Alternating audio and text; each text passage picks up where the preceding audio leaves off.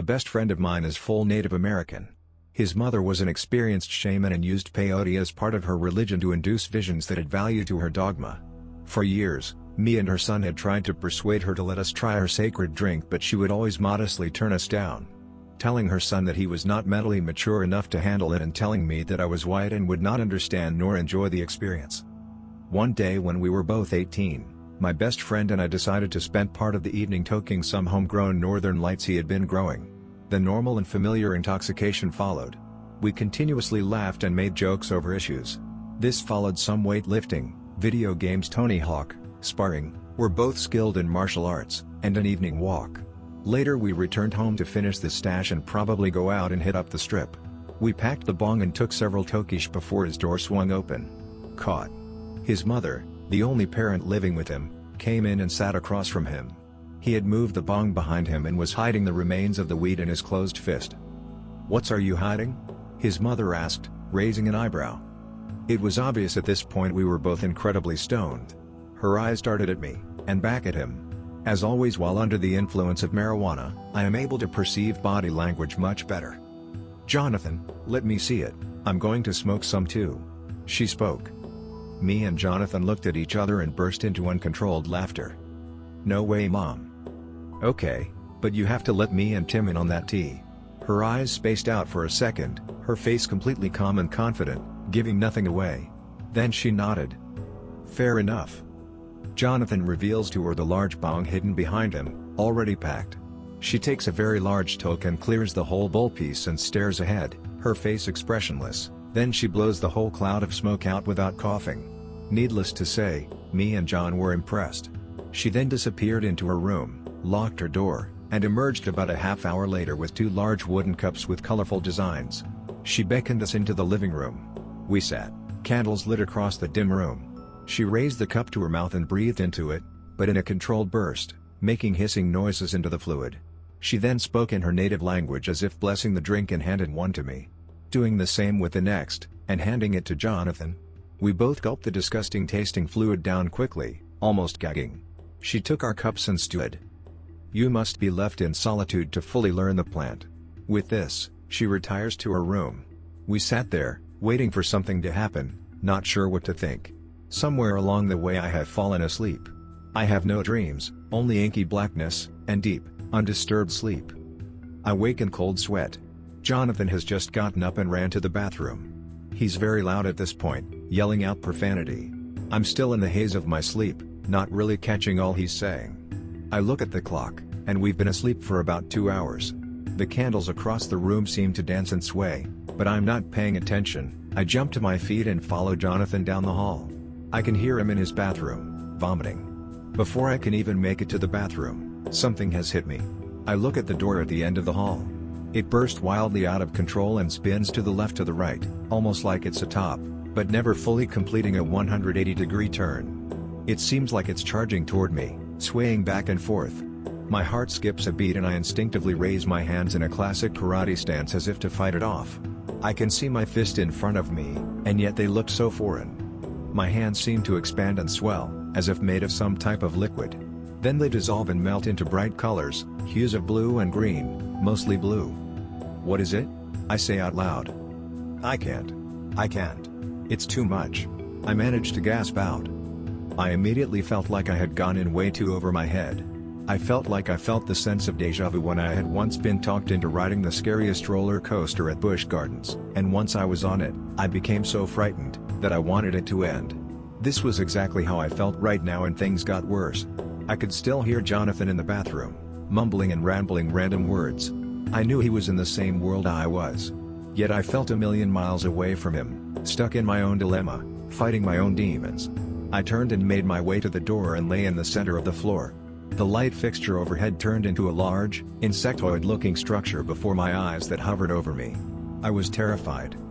No, I screamed. The creature then seemed to speak to me, breaking away into a jewel-like structure, moving in a clockwise pattern. Each wave making weird noise I can't describe in words. I curled myself into a ball and buried my face deep within the fibers of the carpet, only to be immersed in the world of the most insane closed-eyed visuals I'd ever seen. I've done extremely high doses of shrooms, eating a half ounce before. 800 milligrams of DXM, as well as several salvia experiences, and yet nothing was like this. It was out of this world. I was traveling down a blue lit path, through space. I was being sucked into a black hole. Slowly as I grew closer to the black ominous object, the figures of Orion swirled and waved around it. I was getting closer. As I got closer, everything split into two, separated by the intense gravitational pull.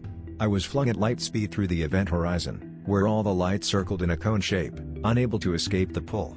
I was spinning, very quickly, faster than I could imagine, in a world of lights and colors.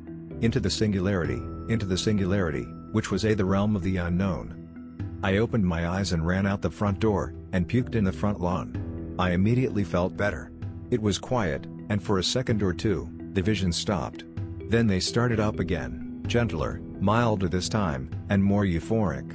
The blades of the grass rose and circled around me, moving, very much alive. Bright yellow flowers from her garden, slowly hued over to blue and extended their petals, creating snakes flowing from the center of the flower, which became a flux of geometrical creation. It was no longer frightening, it was beautiful, completely beautiful.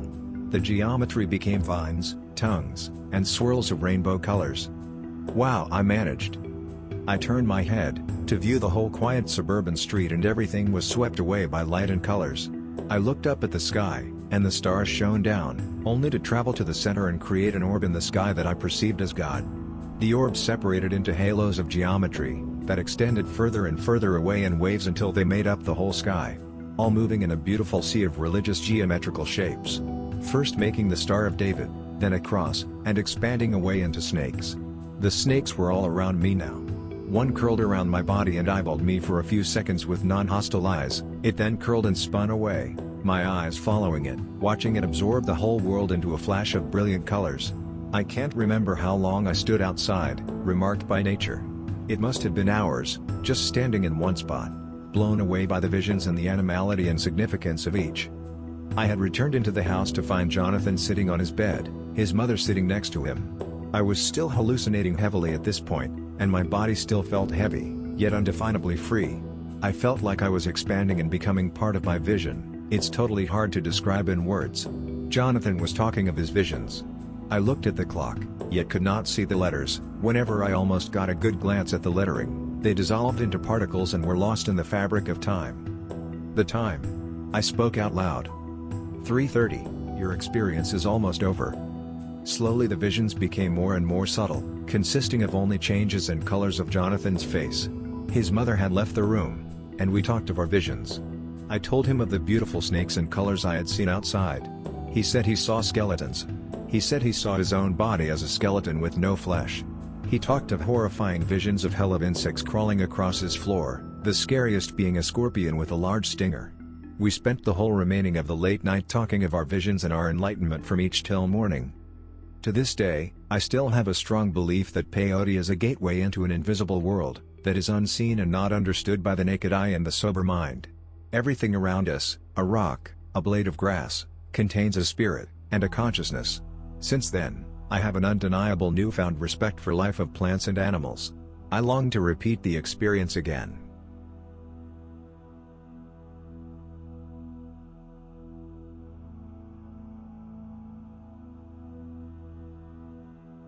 The kingdom of heaven exists inside us and all around us, not in buildings of wood or stone. Split wood, and I am there. Lift a rock, and I am there. This means much to one who has walked in harmony with the land and sky. One who has seen the Great Spirit shine through the sun and stars and whisper with the wind. One who does not need a church to define his faith. Who only needs the simple wonders of the world to know and to love his God. The flesh of God is here. On this lonely prairie, under a canopy of brilliant stars and silent mesquite trees. There is an unspoken, ancient wisdom here. A stillness which conjures awe and reverence in this weary soul of mine. Be still, O sick one, and watch the world. Grasp the light before it fades into eternal darkness. Find your own answers here. Become one with Mescalito. So it was that we walked the dirt pathway to self-discovery. My friend and I set out, in that foul year of our Lord, 2005, to find the mystical and elusive cactus, peyote. To the natives, at least some of them, it is considered the flesh of the Great Spirit. A plant which puts our feeble human spirits in tune with the vibrations of an alternate dimension. A slacker's channel to truth, peace, and understanding. It's a crying shame that something so beautiful has been outlawed. They will burn eternally for that one. But anyway, since we could not legally purchase this rare and exciting experience, we set out into the desert of southwestern Texas in hopes that Peyote would find us there. With us we carried all the necessary supplies: bedrolls, meditation books, saucepan, large sack of marijuana, lighter, pipe, papers, rolling tobacco, lots of water, roast beef sandwiches, lemons, and open minds. We hitchhiked from Austin down to Zapata County, where we began our trek. The sun was hot and unforgiving, but the Mary Jane helped ease the pain. The first day there was no luck at all, so we bedded down and ate a sandwich apiece, drank a bottle of water, smoked a bowl, and crashed. Next morning I awoke early and decided to take a brisk stroll. I found a little legend sat up on it looking into the east at the rising sun. There I began to deeply meditate and speak silently to God. I requested that we find our vision and our truth on this journey, whatever it may be. After about an hour of meditation and reflection, I began to make my way back to camp. Then, lo and behold, I saw the flesh of God. A small patch of peyote tucked perfectly away under a large mesquite bush. I sank to my knees and sat in silent awe, for my prayer had been answered. I walked happily into camp, waking my friend and surprising him with 6 fresh picked buttons. We then split half a sandwich and began to boil some water over an open flame. We then chopped up the peyote and threw it in with some lemon juice. We let this boil down, adding water every now and then, for about 2.5 to 3 hours, smoking joints and chatting while we waited. When we judged that it had been cooking long enough, we took it off and sifted out the leftover crap and ended up with some thick, dark green, slimy-looking liquid. We choked it down and then put ourselves into a state of preparation. The first thing that comes with peyote is extreme nausea and discomfort. It is as if I must undergo pain to find pleasure. Nothing truthy good comes without a price. After about 20 or 30 minutes I threw up for all I was worth. Yuck, what utterly rancid stuff. But it's worth it. After a hurl I felt much better and decided to go on a little walk. My friend was still in the process of being totally sick, so I left him behind for a while. Thus my adventure began. At first there was this inexplicable sense of oneness with all that surrounded me. I delighted in every living thing I saw, and could almost see this white, buzzing energy that permeated throughout all life forms. Wild animals I would normally never see began to appear. And what's more interesting is that they seemed to have no fear of me whatsoever. They would come within spitting distance and just silently looking at me, speaking to me in a language mankind has forgotten how to speak. I still do not know if these creatures were hallucinations or reality, but I believe they were real. After about an hour of walking, I found myself back at camp where my friend was sitting Indian style and smoking a large bowl of tobacco out of our handcrafted peace pipe. I sat next to him and he gravely passed the pipe my way. I accepted, and we sat silently for a while. We both swear that we communicated without spoken words that day. After some time we split ways again, under the assumption that every individual must find their own vision. So we set out on our vision quests and found startling truths about ourselves that we never knew. I was walking along when I noticed the mesquite brush had molded together and now appeared to be lightly waving water. I was in the desert, surrounded by a green ocean. This is when I believe God appeared to me. I was standing there, and then I looked up at the sun. I was momentarily blinded, and when my vision returned there was a white glow to the land. Standing before me in a great blaze of fire was a buffalo. But this was no ordinary buffalo. This buffalo had the face of a lion and the wings of an eagle. Its coat was as white as new-fallen snow and its eyes burned like hot coals. It was the single most amazing thing I have ever seen. But more amazing still was that when our eyes locked, for one instant, I saw all of my wrongs and all of the wrongs of my ancestors, and I saw the path to righteousness and the path to evil. I saw the light in the dark and knew that I had the power to choose my destiny. I saw the truth. And then the great beast turned, and, in the blink of an eye, was gone. Flew back into the heavens and the earth, and back into all things big or small, where it would reside in peace forever. The rest of my experience was inconsequential, and my time has run short for writing this, so I must close.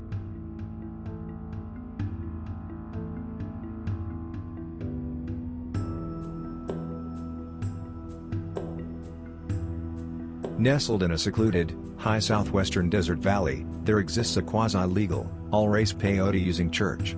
I say quasi-legal because protection for growing its sacrament, peyote, is by state statute alone, not federal law. Officially formed in the late 70s, the church has thrived for many years fighting for all-race religious peyote use.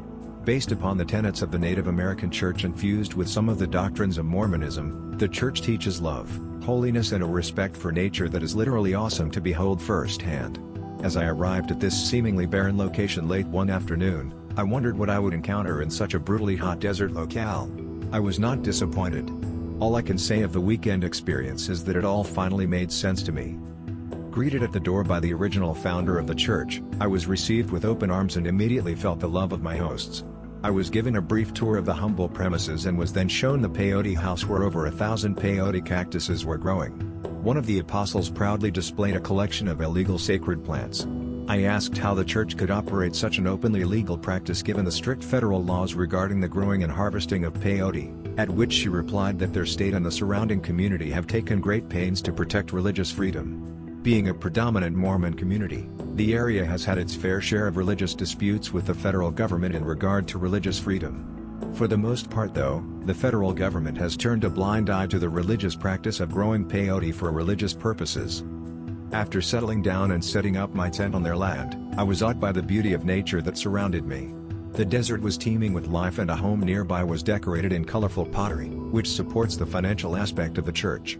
Leaders of the church spend hours working on the pottery and seem to pass the time peacefully in intelligent conversation. It is solely up to these individuals to decide whether or not one is worthy, so to speak, of partaking of the Holy Sacrament. Upon my arrival, I can honestly say that I did not know whether or not I truly wanted to participate in their sacrament or whether I was prepared for the experience. This said, my first test, it seemed, was with the founder of the church. He is a kind and gentle 25% Native American man who asked where I came from and the purpose of my visit. We spent time in rocking chairs while he introduced me to all of the pets and the wildlife that regularly visited the window of the house. He told stories of his military service in World War II and unselfishly imparted his words of wisdom upon me about the meaning of life, the history of his legal troubles, and his fight for all race peyote use. Though he is a dedicated servant to the church, I felt no pressure from him to comprehend the complexities involved in using peyote and I was unsure of what he thought of my responses to his many questions. One thing I did know for sure, this man had religious and social convictions that were on par with any man I have ever met. My apparent test continued through the night and into the next morning while I had pleasant conversations with other leaders of the church as they told me how they met the church's founder and how they were able to obtain and sustain such a great quantity of peyote.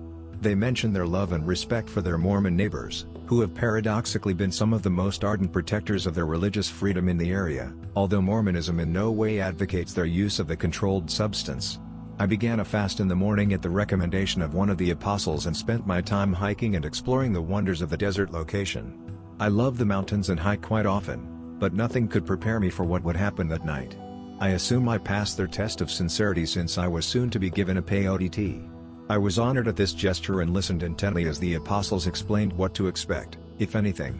Again, I was not disappointed, for that night was the night I saw the stars dance. The peyote sacrament was prepared in a tea, and I was also given 2 dried capsules of peyote to help enhance my experience with the medicine. I signed some legal papers reporting that my use of the substance was for purely religious purposes and off to the desert I was sent for what is called the Spirit Walk. Unlike the structure and ritual of the NAC peyote ceremony, the Spirit Walk is a solitary journey that the church's founder reminded me was the key to finding out the answers to difficult questions. The leader's disdain for the rigidity and structure of organized religions was painfully transparent, and for the first time, soon before I began my walk, I think he actually preached as a Christian zealot that he believed this was the only way one could come to understand what the peyote way, what life in general, was all about. I retired to my tent slowly ingesting the most disgustingly bitter tea of my life. As I relaxed on a lawn chair, literally in the middle of nowhere, I awaited the effects of the psychoactive substance in peyote, mescaline, to take effect. Ever so slowly, my body began to feel warm and intensely uncomfortable. A small buzz arose in my ears and it culminated in what seemed like the vomiting of the entire tea that I consumed over the space of about an hour.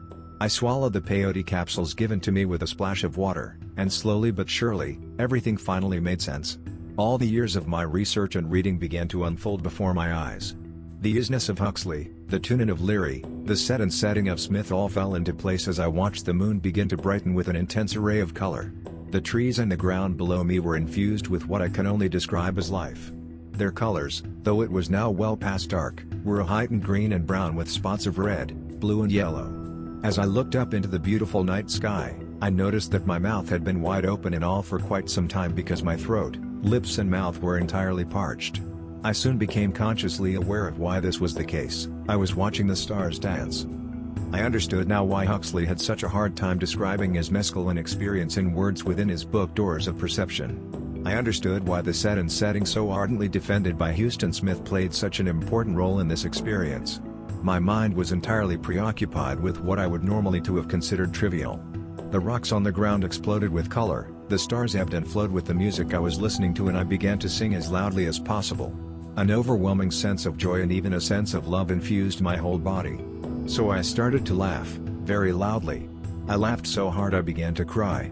My tears were not tears of sadness or of pain, but of a giddy and even childish joy at all that was occurring to me. My body seemed to melt into the launch air and I felt as if I was part and parcel of everything around me. Then came Huxley's infamous heaven and hell experience.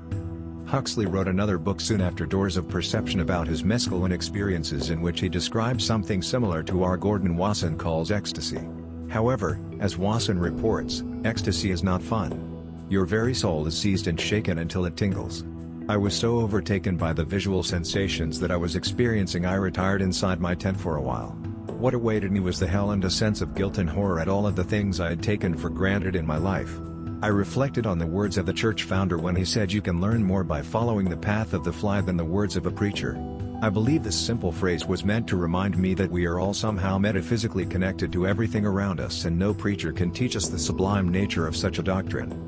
Although the preacher may be able to tell a person of the ontological importance of such doctrine, to actually follow the path of the fly, aided by the peyote experience, give a direct personal contact to what the preacher can only talk about. I could not tell if I was talking to God or not, but what was happening to me felt like a direct experience of something divine. Though reminded of my imperfections, I was imbued with a renewed sense and desire to overcome my imperfections and to somehow make them right. The beauty all around me was evidence enough to convince me that I had to do something different with my life and to perceive the world in a better light. I had to change some things and become a better father, husband and person. I finally understood why there was such an overwhelming respect for this cactus and why it leads many Native Americans, and others, to shun alcohol use and other intoxicating substances. In everything, I saw goodness, and I inexplicably felt I was part of that goodness. By this time I had lost all sense of time and sleep escaped me. I returned outside, admittedly a little disoriented, to see my dancing stars and started a small fire, which is recommended by the clergy of the church if conditions are favorable. I gleefully watched for what seemed like hours but was probably only minutes as the smoke and fire dwindled into the most beautiful embers of fading light. I noticed that the mescaline was finally starting to wear off because my stars began to be fixed in their places, and I succumbed to my fatigue and fell into a blissful rest. So what does this story have to do with harm? Well, nobody was harmed by the use of peyote except for my family, who had to endure my being gone on a 3-day-long trip to the desert.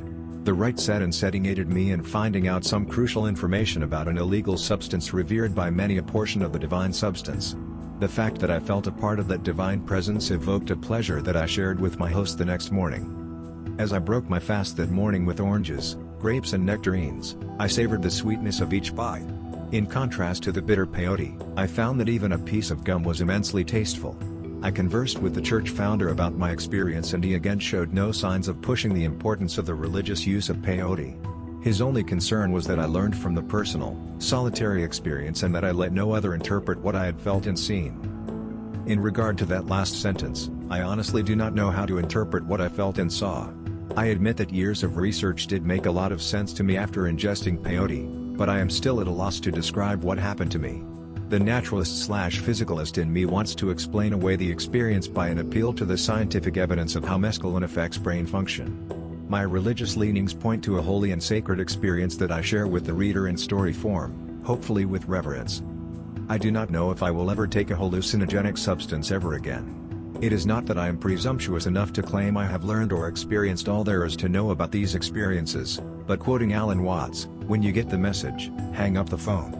For now I have received enough of the message concerning the religious and recreational use of hallucinogens. I respect the fact that others consider these substances sacred and holy or even just pleasurable, and I share my peyote experience only to show that their religious use can and ought to be protected. Although I am just as honest in defending that given the right set and setting, the hallucinogens' recreational use seems to be as benign and harmless as their religious use. Hallucinogenic substances do appear to be a boon that with the right kinds of controls and education could be used to benefit many a person. I just hope that my story helps relay the importance of more protection for our beloved nation's liberties in regard to hallucinogenic drug use.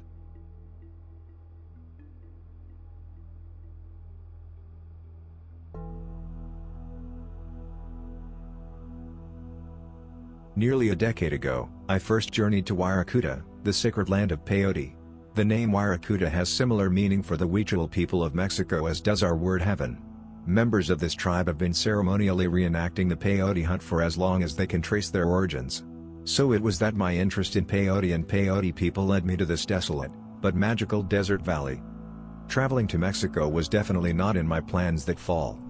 Work, finances, and family made it a pretty sure bet that any traveling I did would be done close to home. Enter Prem Das, an American married into the Huichol tribe who at that time was based in Tepic, Nayarit. He had originally contacted me by phone after reading an article in a popular magazine which I had provided information for. The article had been about peyote and its legal use in Arizona. Prem Das had been an avid student of peyote for several years. He let me know that if I shared his interest, I should make my way to the sacred valley of the Huichol as the next step in my own relationship with the sacrament. He listened patiently to all my reasons for staying home and being too busy to be bothered with spiritual travel adventures. One day, while visiting my home, Prem Das pulled an airline ticket out of his bolsa, shoulder bag. It was my ticket to Puerto Vallarta, flying with him and his wife to go visit their Huichol family. I was very happily surprised, but also disappointed with myself for knowing that I couldn't just pack up and hop on a plane within 48 hours, no matter how much I might like to. Life was way too complicated, and I, way too previously occupied for that. I politely declined his generous offer. That night we attended a peyote ceremony co-hosted by myself and members of a local artisan community. Prem Das was the roadman for the evening. I mentioned to my artist acquaintances the airline ticket and my inability to accept it. Out of friendship and the concern for Prem Das's wasted purchase, I asked my artist friend, Sharon, to travel to Mexico in my place. She somewhat hesitantly agreed after hearing out my situation. I had not, however, counted on the working of the spirit of peyote. The medicine was very strong that night. During the peak of the ceremony, while my body sat apparently content, my inner being was in great turmoil. I sensed my life as I knew it had reached its natural conclusion.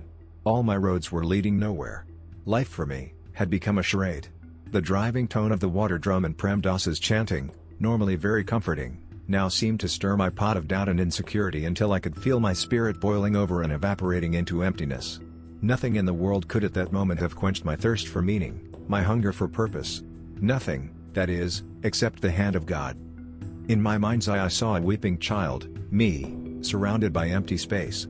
Into that loneliness, a white, silvery eagle suddenly appeared. It swept down towards my vacant self, coming in for the kill, I thought. After all, my life felt more corpse-like than alive. As the sharp talons opened to grab its human prey, I suddenly felt the lifting of my self-pity and perhaps even fear. I was glad just to be able to let go and die in peace. Unexpectedly, I began to feel the eagle warm and bless me rather than scattering my soul to the void. A physical and spiritual blessing radiated from the eagle into my body, beginning where its formerly frightening talons now gently touched my head. I felt the peace of heart and mind that only God's Spirit can bring. Instantly, I realized that it had been too many years since I had fully bathed in God's healing light, too long running on my own knowledge and neglecting the daily blessings of Spirit. I awoke from my vision with tears streaming down my face. I looked across the fire as the drum beat on and saw my friend Sharon watching me, smiling. I spent the rest of the night in meditative prayer, thanking God for the simple miracles of life. In the morning, everyone who had participated in the ceremony visited with each other and shared some of their experience. I sought out Sharon to thank her for standing in for me and accepting Prem Das's gift. "I want you to see what I drew last night around the fire," she said. She opened up her sketchpad which she often carried, artist that she was. With an understanding smile she showed me a pencil drawing of the white eagle coming to rest on the shoulders of a kneeling man. "That's what I saw when I looked at you last night, when you wept," she said. "I think you should go with Prem Das yourself." Almost in shock, I agreed. That was when Wirikuta welcomed me into itself and began to shape a new creature from an old lump of clay.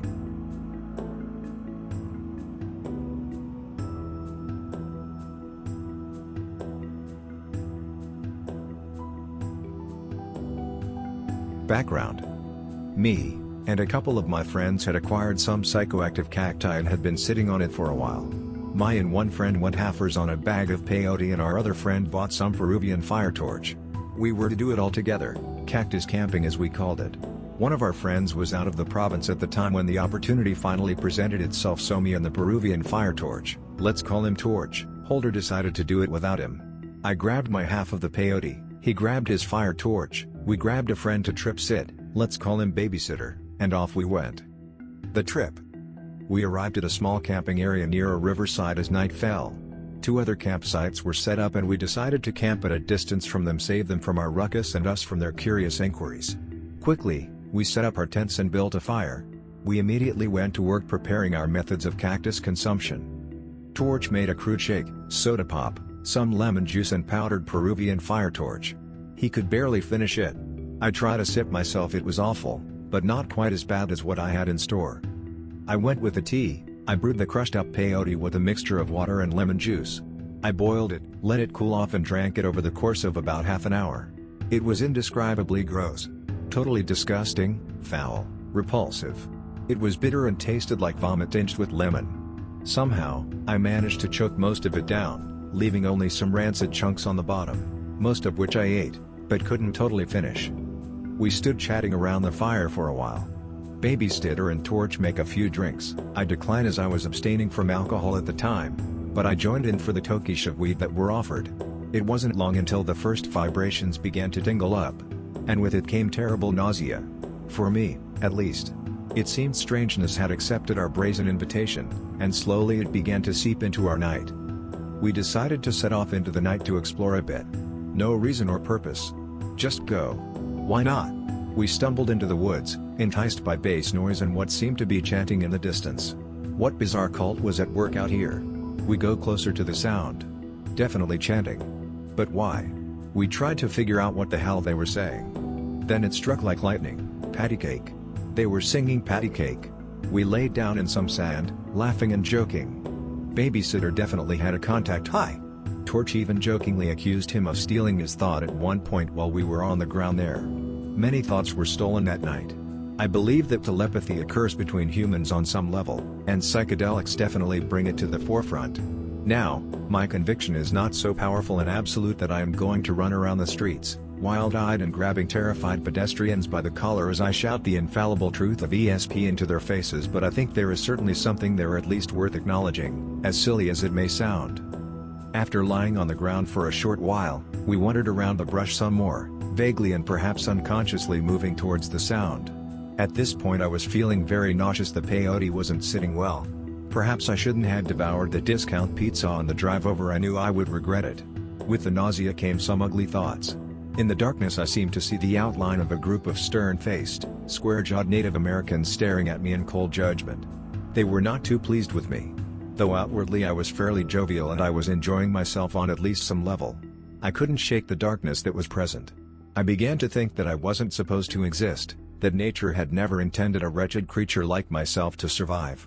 That I had no will to survive on my own, that I was being carried along only by a vile, corrupted and confused society that allows shameful, pathetic beings like myself to live out of a sense of misplaced pity. I batted off these thoughts. Fought them away. But they persisted, hiding just beneath my bouts of giggling and joyful hooting. Nasty thoughts circling like vultures, would have been left to die if the world was right. Mother Nature's unwanted son. No, this is just your head. This isn't real. Pay no attention. Even if it is true, you're here. You're right here. You can change everything. It doesn't have to be this way. He who wasn't meant to be. Fight on. Strive. Survive. Keep laughing. Keep enjoying yourself. We went by the patty cake campers, saying hello as we passed. They were confused, but not alarmed by our presence. We almost went to the heavy base campers, but it seemed like there weren't many people there and me and Torch almost instinctively went the other way. We eventually somehow looped around back to our campsite following the paths that we had driven on. In the darkness I saw sorts of shapes, indeterminable figures. At a few points I thought saw a strange elven creature hiding behind the trees, watching us with amusement. Could it be the Mescalito of folklore? Maybe. Maybe it's just my head. When we got back to the camp I was feeling very nauseous. We had been wandering around for a while but there was no way of knowing exactly how much time.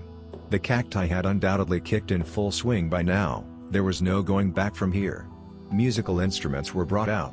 A djembe, a harmonica, a shaker was made from an empty plastic bottle and beer caps. Torch and babysitter began playing music. I sat out, feeling that I could vomit at any second. The music they were playing was primal and chaotic. My nausea intensified as the music seemed to build and build. It was almost as if their music was somehow drawing the sickness out of my stomach and up through my esophagus. I tried in vain to hold it down, but eventually I could resist it no more. I lurched over and unleashed a torrent of vomit. I must have vomited 3 or 4 times. I completely cleaned out my stomach contents during the ordeal. The whole episode felt horrible until I finally got the last of it out. Vomiting seemed to purge my entire being. Gone were all those ugly thoughts, gone the discomfort and nausea. I felt an awesome surge of energy. I leaped up, and joined in the music making, sending my newfound elation out in waves into the woods by pounding the djembe. I felt refreshed, exhilarated and ready for anything. The night was certain to be good from here. We play music for a while, then calmly sit around the fire. We discuss our condition and other things. The babysitter mentions that he recently began taking yoga classes, and how one exercise involves focusing on the third eye. He mentions that he sees an array of colors and when he does this, and wonders if it has anything to do with his past acid usage. I decide to give my old third eye a glance. I close my eyes. Focus on the third eye. Snails. A field full of them, then a singular snail.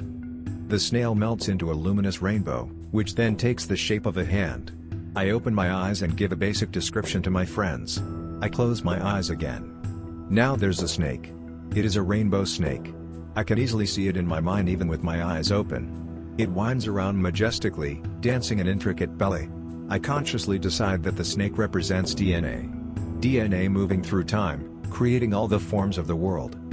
We drew pictures of our visions on a white projector screen we had found on our way out in campfire charcoal. I drew a snake with DNA patterns on its back, that was coincidentally shaped in the omega sign, something I hadn't intended, and Torch drew a globe attached to a tree, Yggdrasil. The babysitter drew some black circles he called galaxies. I felt like a caveman doing this. It was a very primal and invigorating experience. Another adventure is proposed. Before doing so, the babysitter downs the rest of my peyote. All bets are off now, anything can happen at this point. We move out, giggling fools wandering into the darkness.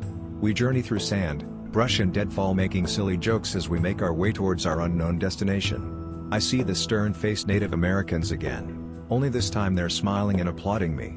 After a while we stumble across the river. Maybe we had been heading there the entire time, but it seemed totally random. At the river we sit and enjoy the view. It is completely dark out at this point, but we can still see enough to appreciate our surroundings. The borders of the mountain seem to take the form of various ridiculous things: gigantic, leaping mountain goats, Sauron's tower, bear heads, snakes. Many things seem to have strange, almost cartoonish animal spirits hiding in them under the influence of peyote. At one point during the trip I was almost totally convinced that a piece of petrified wood was actually a large, sullen toad until I picked it up and examined it. We rode a bouncing log at the river like a seesaw. I was reminded of childhood and playing. I decided that it was likely that the main reason humans exist is essentially to play. The vicious, dog-eat-dog negative adult world was so destructive and sad because it tried to remove this essential element of humanity, tried to reduce us to mere cogs in a machine. The adult world pretended that we are here for a serious purpose, and one must button themselves down and box themselves in to serve this unspecified serious purpose, which exists outside of our understanding and must never be questioned. The adult world seemed silly and absurd, totally missing the point. Everything was play, friendship, sex, love, eating and collecting food. All play. I was glad to be here, enjoying this with my friends as I should be playing with them. After a while of playing around in the woods we made our way back towards the heavy bass music. The consensus was to go visit this loud campsite and, though I had my reservations, I could think of no legitimate reason not to at least go say hello. We get to the base campsite. There are only 2 people at the site, a couple, both drunk and on cocaine. We had a decent conversation with them and they were friendly enough to tolerate our presence and offer us some beer. I took an offered beer, even though I wasn't drinking at the time, but did not even get halfway through it. In all honesty, I wasn't really feeling these people at the time and I could barely get a word in with all of their coked out jabbering. But they had some funny stories and didn't seem to mind that we were tripping, which we eventually flat out told them. The guy had even tried peyote for himself. but did not seem to enjoy it, so we stuck around for a while, gave them some of our wood and smoked some more weed. While we were at their fire, the trip seemed to subside, almost disappear. But when we went to retrieve more firewood to bring over from our site, it came roaring back. I remember one particular mental image from our wood gathering journey. Close-up of a chameleon with enormous, bulbous eyes inappropriately large, totally unnatural. Embedded in the scales surrounding its kneecaps are luminous blue jewels. The chameleon crawls through strange, alien foliage, short bright green grass dotted with plants yet beheld by human eyes. The chameleon is the same color as the grass. It moves slowly, methodically beneath the soft glow of an unseen star. The image hangs for a moment and disappears. Back at the couple's fire, I even disengaged from the conversations to retreat into inner visions, luminous, iridescent peacock feathers aligned in wallpaper pattern. The snails again. Snakes again. Nothing seemed to have any context, it was just there. After a while, we went back to our campfire. We realized we had used all our wood on their fire and returned to it to watch it burn out. I remember seeing humorous faces in the burning wood, a silly Frenchman, a goofy dog, an angry buffoon. Eventually, the fire died and we said our goodnights and headed back.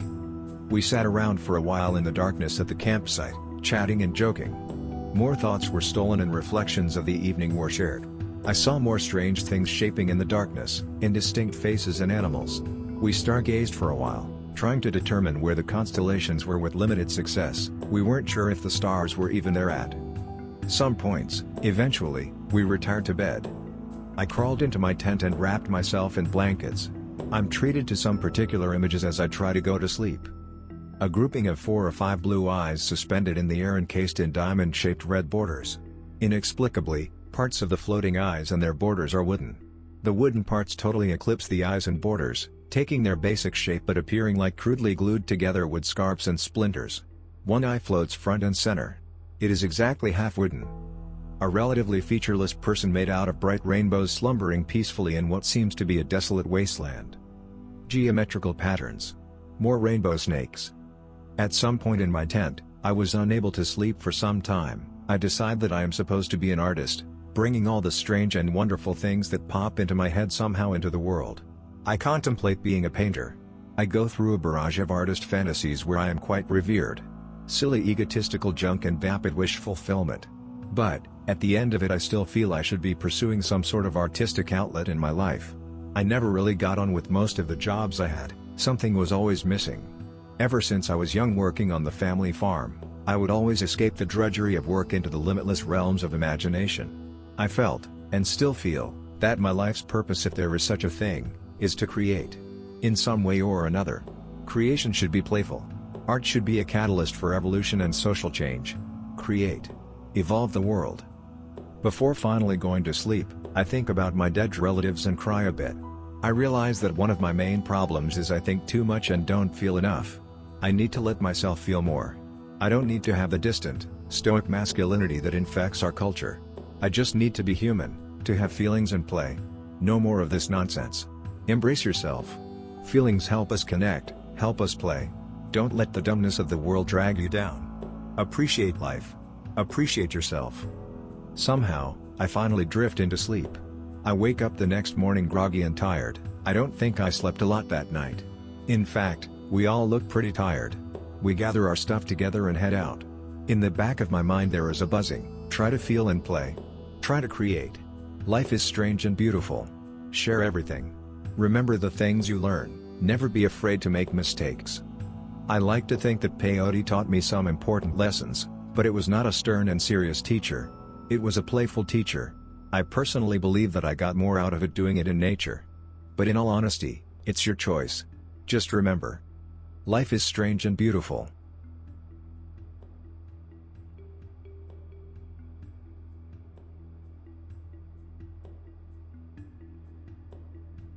Era would note, the following report was published in the British Medical Journal in 1896. The author, Dr. S. Weir Mitchell, was a well-respected American physician who became the first president of the Congress of American Physicians and Surgeons. This report was accompanied by a report by his colleague Dr. Eschner describing his experience with a similar extract. At 12 noon of a busy morning I took fully 1.5 dram of an extract of which each dram represented one mescal button. I had in a half hour a sense of great gastric discomfort, and later of distension. At 1 p.m. I took a little over a dram. Between 2 and 3 p.m. I noted my face was flushed, the pupils were dilated midway, the pulse 80 and strong. I had a light sense of exhilaration, a tendency to talk, and now and then I misplaced a word. The knee-jerk and station were normal. Between 2 and 4 o'clock I had outside of my house 2 consultations, and saw several patients. I observed that with a pleasing sense of languor there was an unusual amount of physical endurance. I went rather quietly, taking 2 stairs at a time and without pause, to the 4th story of an hotel, and did not feel oppressed or short of breath. This is akin to the experience, as I learn, of the mescal-eating Indians, and to that of many white men. Meanwhile my stomach was more uncomfortable, and I saw the first evidence of any change in my color records. On closing my eyes, while in my carriage, I held longer than usual any bright object just seen. As to this, however, I am not as sure as I am concerning the later phenomena. About 4:10 p.m. I drove home, and after taking half an ounce of extract, half an ounce equals 4 drams, in 3 doses I lay on a lounge and read, becoming steadily more conscious, at first of a left frontal pain, not severe, and soon after of a dull occipital ache felt on both sides and at or about the occipital bosses.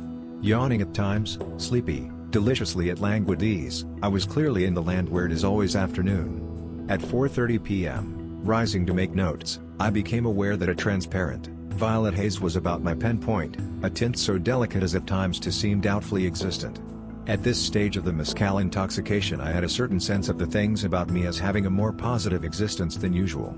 It is not easy to define what I mean, and at the time I searched my vocabulary for phrase or word which should fitly state my feeling. It was in vain. At this time, also, I had a decisive impression that I was more competent in mind than in my everyday moods. I seemed to be sure of victoriously dealing with problems. This state of mind may be easily matched in the condition of some men when pretty far gone in alcohol intoxication. My own mood was gently flattering, a mere consciousness of power, with meanwhile absolute control of every faculty. I wrote a long letter of advice dealing with a rather doubtful diagnosis, and on reading it over was able to see that it was neither better nor worse than my average letter. Yet the sense of increased ability was so notable that, liking to test it, and with common sense disbelief in its flattery, I took up a certain paper on psychology, which a week before I had laid down in despair. I grieve to say that it was less to be comprehended than ever. My ignorance would have remained bliss had I not made the experiment. I next tried to do a complicated sum, but soon discovered that my ordinary inefficiency as to figures was not really increased. A mood is like a climate and cannot be reasoned with. I continued to have for some 2 hours this elated sense of superiority. I was for this while in that condition in which some people permanently abide. The further test of writing a few lines of verse was tried. I found there was much effort needed. I lay down again about 5:20, Ford observing that the outer space field seemed to be smoky. Just at this time, my eyes being closed, I began to see tiny points of light, like stars or fireflies, which came and went in a moment. My palms were now tingling, my face a little flushed. About 5:40 the star points became many, and then I began to observe something like fragments of stained glass windows. The glass was not very brilliant, but the setting, which was irregular in form, seemed to be made of incessantly flowing sparkles of pale silver now going here, now there, to and fro, like, as I thought, the inexplicable rush and stay and reflux of the circulation seen through a lens. These window patterns were like fragments coming into view and fading. Hoping for still better things in the way of color, I went upstairs, lay down in a darkened room and waited. In a few minutes the silver stars were seen again, and later I found that these always preceded any other more remarkable visions. The display which for an enchanted 2 hours followed was such as I find it hopeless to describe in language which shall convey to others the beauty and splendor of what I saw. I shall limit myself to a statement of a certain number of the more definite visions thus projected on the screen of consciousness. During these 2 hours I was generally wide awake. I was comfortable, save as to certain gastric conditions, which were not so severe as to distract attention. Time passed with little sense for me of its passage.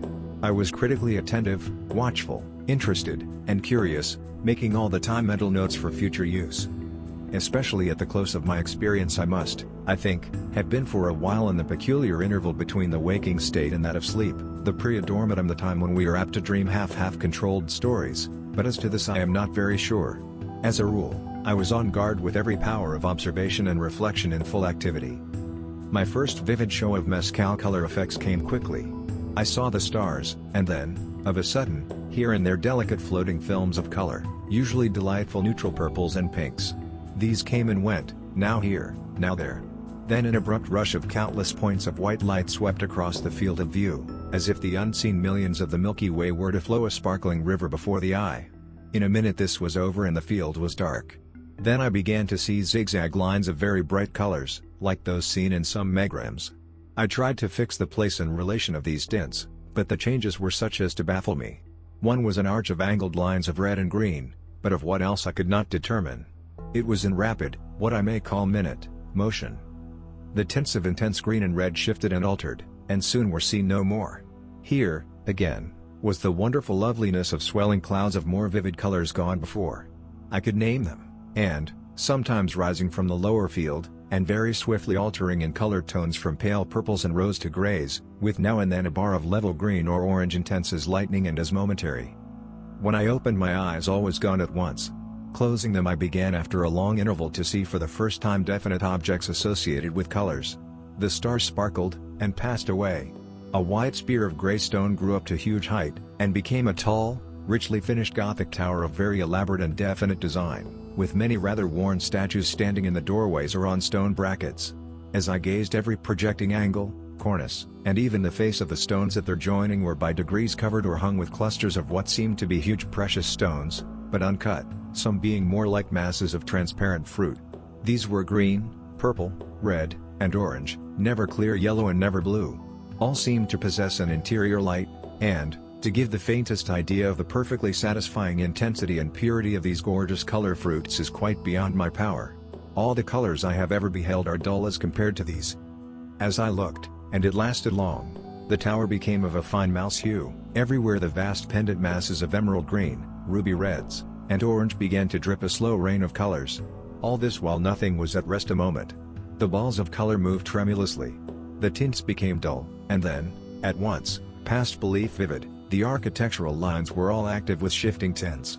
The figures moving shook the long hanging lines of living light, and then, in an instant, all was dark. After an endless display of less beautiful marvels I saw that which deeply impressed me. An edge of a huge cliff seemed to project over a gulf of unseen depth. My viewless enchanter set on the brink a huge bird claw of stone. Above, from the stem or leg, hung a fragment of some stuff.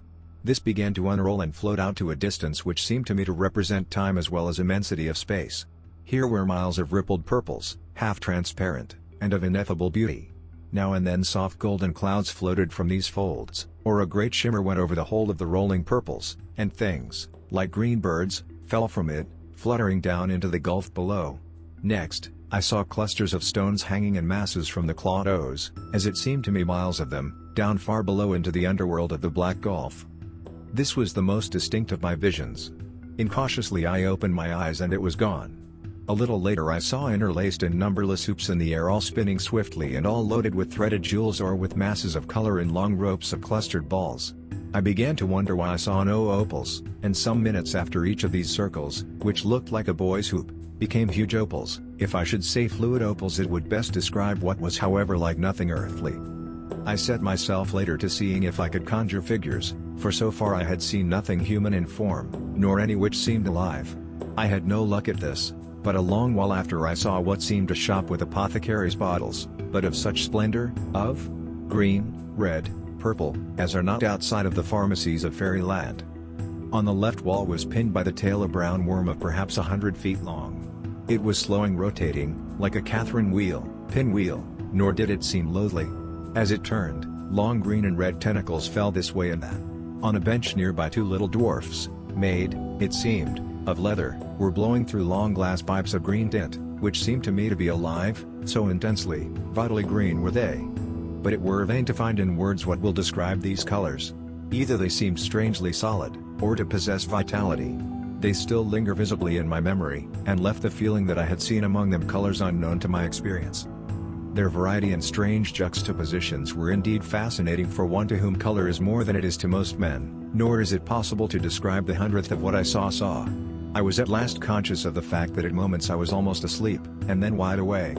In one of these magic moments I saw my last vision in the strangest. I heard what appeared to be approaching rhythmical sounds, and then saw a beach, which I knew to be that of Newport. On this, with a great noise, which lasted but a moment, rolled in out of darkness wave on wave. These as they came, were liquid splendors huge and threatening, of wonderfully pure green, or red or deep purple, once only deep orange and with no trace of foam. These water hills of color broke on the bench with myriads of lights of the same tint as the wave. This lasted some time, and while it did so I got back to more distinct consciousness, and wished the beautiful terror of these huge mounds of color would continue. A knock at my door caused me to open my eyes, and I lost whatever of wonder might have come after. After dinner I ceased to be able to see any further display of interest. Now and then a purple or pink fragment appeared, but that was all. For a day after I noted the fact that my visions could be easily recalled by a memorial effort, but with less and less sharpness. These shows are expensive. For 2 days I had headache and for 1 day a smart attack of gastric distress. This came after the first dose, and was most uncomfortable. The experience, however, was worth one such headache and indigestion, but was not worth a second. Dr. Prentice and others describe mescal as causing insomnia. My first experience with the tincture was made early in the morning. I became deeply flushed by noon, but had no visions. I felt drowsy and slept very well the following night.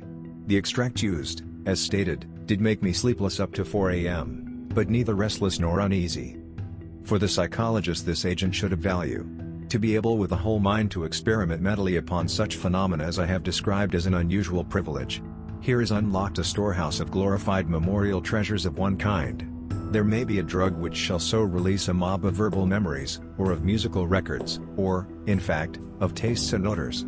I naturally speak of things seen under mescal influence as glorified memories. Certainly nothing soon in these visions was altogether outside of my known experiences, but everything was expressive, forms were gigantic, colors marvelously intermingled.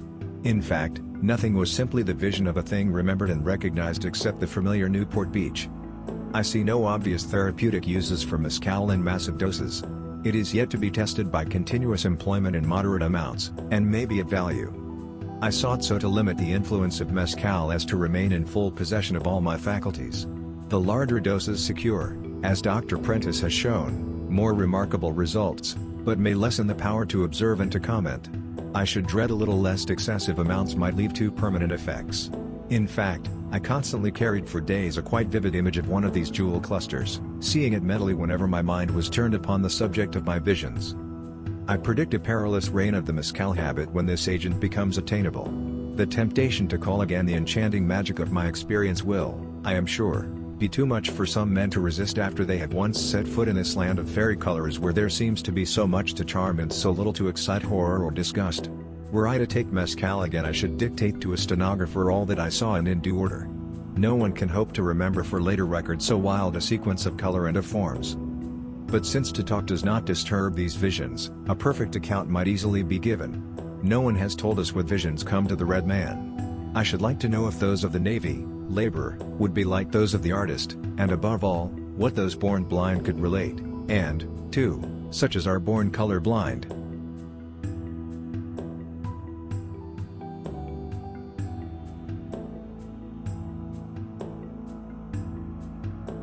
This is a true account of a life-destroying peyote trip. I have given as much detail as I am comfortable with and retold the story with the best accuracy possible. I had been going to Native American peyote ceremonies for a few years. At first I only went once or twice a year, but last year, I became very active in the Native American Church. I do not write this to condemn participants of the Native American Church, but to forewarn others that their belief that peyote is 100% safe is completely untrue. I have used many drugs over the years and never had a bad trip before this. Before I continue with the story of the peyote trip that ruined my life, I must mention that 2 or 3 days before I took the peyote I had candy flipped, shrooms and MDMA, which I have done plenty of times without any adverse reaction. This may or may not have contributed to the peyote trip, but regardless, after the candy flipping I was fine until the peyote. So I go to a Native American church ceremony. These are all-night events that end sometime in the morning the next day. Eat lots of peyote and have my usual peyote experience. Colors seem more vibrant, my senses are heightened, I feel very connected to the people around me. So far so good. We complete the ceremony in the morning, and I am invited to another ceremony at a different location the next night. If only I had stopped there. I went to the peyote ceremony the next night and everything seems fine. I drank a little peyote tea before we start. Then, During the ceremony, when the peyote comes around, my intuition told me only to take a little bit. So I eat one small fresh peyote button and 1 or 2 dried ones. The ceremony continues and the peyote begins to take effect. I did not realize it until after the fact, but I was hallucinating delusional scenarios and having visions. When the ceremony ends, I make a few strange phone calls. Then I drive home thinking nothing is unusual. I was feeling the peyote but still functioning. Time passes and it is nighttime. I realize I need to go to the store. While in the local grocery, I begin to hear things. The store intercom seems to keep announcing my location. Aisle 7, aisle 3, and other weird shit I can't remember. I get my items and as I'm walking up to the cash register to pay, I hear a voice that says, "Go ahead, you can just take it." Still not realizing I was delusional, I obey and walk out the door. I almost make it to my car when a store employee comes out after me. "Stop. You didn't pay for that." I stop and give the items to the man. I say something to the effect of, "Oh my God, I'm so sorry, I don't know what happened, I forgot to pay." The cops pull up as I'm giving the man back the items. By the grace of God, the man leaves and the cops just take off. I still don't know what the heck is going on, but my friend who drove me to the store freaks out. She knows I'm fucked up and I tell her, "I'm sorry, I don't know what happened, I was hearing voices." We get back to her place and she calls the cops. The cops come and I begin having visions. The head of an Egyptian sarcophagus is stuck above my vision. I see a little black man walking around out of the corner of my eye and I turn my head.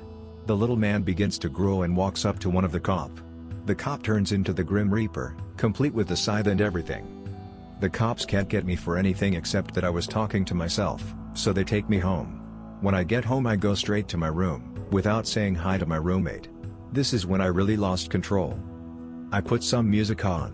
I basically black out. The next thing I know there is stuff written all over my walls.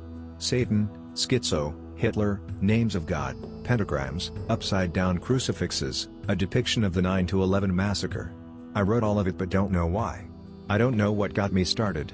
It was like a dream. The next thing I know the cops are at my house. Apparently my roommate had called them because of my erratic behavior. They get there and I'm just standing at the door of my destroyed room, smoking a cigarette like it's no big deal. They look around a bit but don't search the room. Thank God, because there was a bag of peyote in there that I took from the ceremony, which would have been bad. They bring me downstairs and have me sit down for a little while. I say some crazy things about the Earth being a self-reflecting planet and they tell me to just be quiet. Though I'm clearly talking crazy, all they really had on me was writing on my walls with permanent marker and I am not violent or making threats, so they don't take me in. They give my roommate their card and leave. Days go by and I am stuck in psychosis. I have complete visuals, auditory hallucinations, experience alternate realities. I begin destroying things. First I destroy my phone. Then the heaters in my room and my guitar. I walk around the city, completely delusional. My roommate basically just avoids me. He never once tries to convince me to go to the hospital or seek help. A friend of mine comes to visit. He tells me later that he thought he had completely lost me. But still, he doesn't offer to take me to the hospital or tell me I need to get some help or make any serious effort to actually address the issue. I am psychotic for about 8 days before my roommate contacts my mom. She comes 3 days later. Her and my friend and my roommate take me out to dinner, then take me home. I am still psychotic. The next night, my roommate and my mom offer to take me out to dinner again. So we go. After dinner, they take me to a hospital without telling me where we're going. When I see it's a hospital I almost jump out of the car and run, but with fear that they would send the cops after me I reluctantly go with them. They quickly bring me into a waiting room and try to draw my blood. I refuse. After I refuse multiple times, they grab me and bring me into a room with just table with straps on it. There is a big window looking into the room so the nurses can see you. Then they strap me down. This is the scariest thing I have ever experienced. I fear they're going to kill me. An angel of a nurse named Paige holds my hand for a while, which is the only thing comforting me through the whole experience. I yell at them to let me out for a while but eventually give up. After a very long time, someone finally comes in and begins to remove the restraints. Slowly. Finally they let me get up and walk out of the room. But I was fucking pissed. When I get out of the room I yell at all the fucking doctors and nurses staring at me, probably like 30 of them, and my mom, "How much do you make in the death factory?" Mars Volta lyrics. So, to my horror, they grab my ass and strap me to the table again. I lay on the table, expecting death. and I just close my eyes and give up. Try to meditate. From that point on I have no memory for the next week and a half. Except being very mad at my mom because she keeps visiting me in the hospital and angering me. I asked the hospital not to allow her to visit me anymore but they refuse. My mom calls a court investigator and gets legal guardianship of me while I am in the mental hospital. I forgot what it was like to be out of the hospital. It was so horrific to be locked up in a mental hospital and you don't know why. And the asshole doctors just keep telling you you're not ready to leave yet but won't explain why.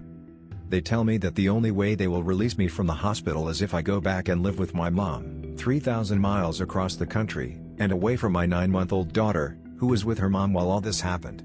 They give me no other options. There is a rehabilitation facility for people with mental problems in the city I was living in, where you live in a locked facility and slowly earn your rights back by not acting crazy. But the doctors do not give me this option. They say the only way I will be released is if I fly across the country away from my daughter and away from my whole world and everything I care about. They tell me that if I am released with my mom and I try to run away, they will call the sheriff on me.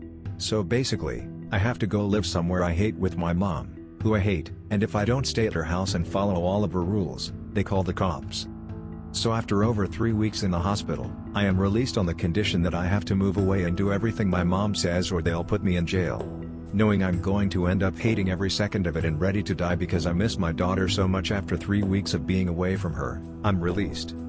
The next day I go to my old apartment. Everything has been moved out of my room. We put it all in a storage unit and paint the room. My insurance will no longer cover me, so my mom makes me get rid of my car. And because she has been granted legal guardianship, I can't do anything about it. I fly back to my mom's house with her. My mom doesn't let me leave the house. She does not let me contact my old friends. She doesn't let me sign on the computer or chat with friends online or anything. She will not let me look for a job.